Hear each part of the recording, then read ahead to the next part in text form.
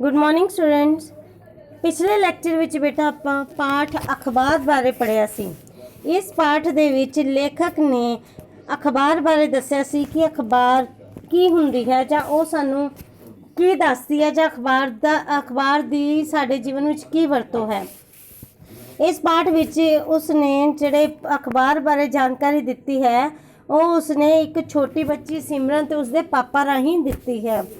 उस सिमरन दे पापा सवेरे सवेरे उठ के रोज़ न्यूज़पेपर पढ़ते हैं और अपने बच्चे नूं कहंदे हैं कि न्यूज़पेपर उन्होंने लिया के दिता जाए। जदों उसकी बच्ची उन्होंने न्यूज़पेपर लिया के दिंदी है तो वह सिमरन दे पापा सिमरन नूं शाबाश देंदे हैं, क्योंकि जदों सिमरन ने क्वेश्चन पुछदी है कि आप अखबार क्यों पढ़ते हाँ जां तुसी अखबार रोज़ क्यों पढ़ते हो, तो उसके पिता ने उसनू अपने कोल बिठा के दस्या अखबार विच की हुंदा है। फिर उन्होंने दस्या कि अखबार साडे आले दुआले जो कुछ भी हो रहा हुंदा है उहदे बारे बहुत सारी सानू जानकारी दिंदी है। किवें दिंदी है? वो इधरों उधरों खबरां मतलब लैके इधरों उधरों खबरां लैके उन्होंने अपने अखबार दे विच छापदी है। और फिर वो पुछदी है कि खबरां कित्थों कित्थों तक दी हुंदियां हन। फिर उहदे पापा दसदे हन, सिमरन दे पापा उसनूं जवाब दिंदे हन कि खबरां दूसरे देशां दियां भी हुंदियां हन, साडे देश दियां खेडां चुटकुले कहानियां सब तरह दी हुंदियां हन। फिर सिमरन बड़े उत्सुकता वश होके पुछदी है कि खबरां वो भी हुंदियां हन जिथे साडे चाचू रहिंदे हन।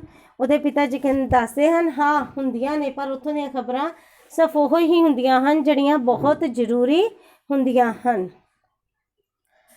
फिर उसदे वो अपने पापा नूं पुछदी है कि अखबार दा नाल सानू होर की पता लग सकदा है।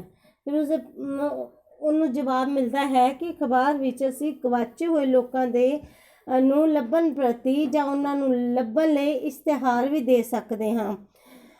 दूसरा उसकी जिहड़ी अखबार की कीमत है 4 या 5 रुपए हुंदी है। ये अखबार मतलब बहुत सस्ती हुंदी है। ये केवल पढ़न के काम ही नहीं आती, ये पढ़न तो बाद पहले समय दे विच ब्राउन कवर तो पहला अखबारां ही चढ़ाइयां जांदियां ने। उस बारे ही उहदे सिमरन दे पापा ने दस्सिया है कि पढ़न तो बाद इहनूं कापियां ते भी कवर के तौर पर चढ़ाया जाता है। फिर सिमरन दसदी है कि भी मतलब मैं अखबार नूं रोज़ पढ़िया करांगी जदों मैं वड्डी हो जावांगी, क्योंकि अखबार बहुत ही जानकारी दिंदी है और इसनूं पढ़ना बहुत ही चंगी आदत है। उस दिन आपां दे क्वेश्चन आंसर कीते सी, हुण अज आपां इहदी अभ्यास करांगे। अभ्यास करन तो पहला आपां इहदे औखे शब्दां दे अर्थ एक बार पढ़ लवांगे। कोल, नेड़े, लागे, बीबी, सियाणी, इंसान, आदमी, आख्या, क्या, आले दुआले, आसे पासे, गुआच, गुम। हेठ लिखे प्रश्नों के उत्तर अपने अध्यापक जी नूं बोल के दिओ। सिमरन दे पापा ने सिमरन नूं की कहा? सिमरन दे पापा ने सिमरन नूं अखबार लियाउण लई कहा। अखबार फड़ाउंदे समय सिमरन ने अपने पापा नूं की कहा? अखबार फड़ाउंदे समय सिमरन ने अपने पापा नूं पुछया तुसीं रोज़ अखबार विच की पढ़दे हो? अखबार विच तीसरा प्रश्न है, अखबार विच अपने देश तो बिना होर किहड़ियां खबरां हुंदियां हन? अखबार विच अपने देश तो बिना दूजे देशां दियां भी जरूरी खबरां हुंदियां हन। सिमरन दे पापा ने सिमरन दे सिर ते प्यार दिंदियां की कहा? सिमरन दे पापा ने सिमरन दे सिर ते प्यार दिंदियां कहा कि भी अखबार विच बहुत कुछ हुंदा है और उन्होंने दसना चाहते सन कि अखबार विच की हुंदा है। किसी गवाचे इंसान नूं लभण लई अखबार विच की हुंदा है? किसी गवाचे इंसान नूं लभण लई अखबार विच इश्तिहार हुंदे हन। उस तो बाद है ठीक उत्तर अगे ठीक यानी टिक का निशान लगाओ। ये है MCQ।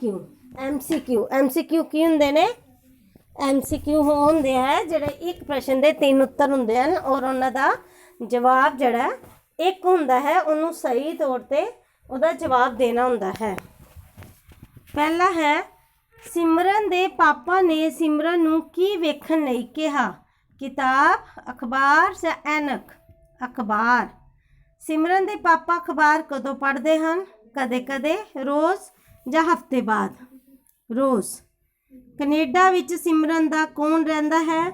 मामा जी, दादा जी या चाचा जी? चाचा जी। किसी गवाचे इंसान नूं लभण लई अखबार विच की हुंदा है?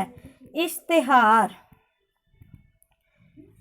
अखबार की कीमत कितनी को हुंदी है? 1-2 रुपए, 2-3 रुपए, 4-5 रुपए?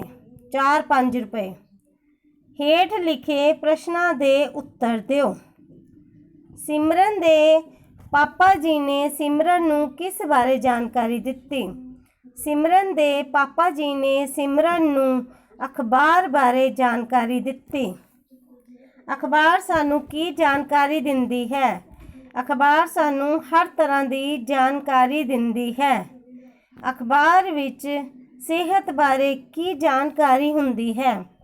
अखबार विच सेहत नूं ठीक रखण वाले नुस्खियां बारे जानकारी हुंदी है। बेटा ये नुस्खे वो हुंदे हन जिहड़े घरेलू हुंदे हन, डॉक्टरी नुस्खे नहीं दसे जाते, सिर्फ घरेलू नुस्खे ही दसे जाते हैं। अगला प्रश्न है पढ़न तो बाद अखबार किस काम आती है? पढ़न तो बाद अखबार कापियां ते भी चढ़ाई जाती है। कापियां ते एक कवर के तौर पर चढ़ाई जाती सी पहले। हाँ पुत्र, ये बड़ी चंगी आदत है। ये वाक किसने कहा? यह वाक सिमरन दे पापा जी ने कहे। वैसे ये भी ठीक है, एक वाक पापा जी ने कहे। तुसीं ये भी ठीक है कि ये वाक सिमरन दे पापा जी ने कहे। ये दोनों ही प्रश्न के जोड़े उत्तर ने ये दोनों ही ठीक ने। चाहे तुसीं कल्ले पापा जी भी लिख सकते हो और सिमरन दे पापा जी भी लिख सकते हो। हेठ लिखे शब्दों के वचन बदलो। अखबार, अखबारां। देश, देसां। खबर, खबरां। धीआं। वड्डी, वड्डियां। सस्ती, सस्तियां। हेठ लिखे शब्दों के लिंग बदलो। पहले वचन बदले सी, हुण आपां इन्हां दे लिंग बदलांगे। जिवें स्त्रीलिंग ते पुलिंग। पुत्तर, पुत्री। सियाणा, सियाणी। वड्डा, वड्डी।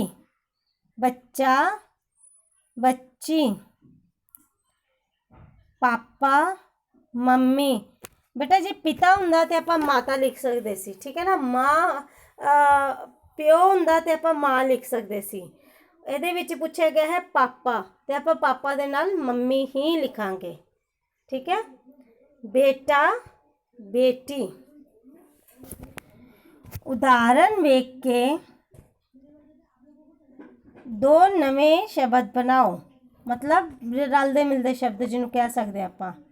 बोली, ढोली, गोली। कोल, पोल, ढोल। पोल नूं बेटा पंजाबी विच भेद कहा जाता। किसी दी पोल खोलना मतलब किसी दा भेद दसना या किसी दा भेद खोलना। आले, दुआले, काले। उस बाद ठीक, चीक, लीक। उस तो बाद है नवे तरह के शब्द ने। उदाहरण वेख के कुछ नवे शब्द बनाओ। जिवें बोली, बोले, बोलियां। बीबी, बीबे, बीबियां। साडी, साडे, साडियां। वड्डी, वड्डे, वड्डियां। चंगी, चंगे, ਚੰਗੀਆਂ। ਥੈਂਕ ਯੂ ਬੇਟਾ and have a nice day.